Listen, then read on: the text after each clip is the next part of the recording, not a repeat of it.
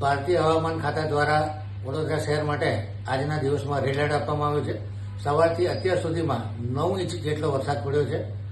પરિસ્થિતિ અતિ ગંભીર છે. વિશ્વામિત્રી નદી 28 ફૂટને પાર થઈ ગઈ છે. આજવા સરોવર 214 ફૂટને પાર થઈ ગયું છે.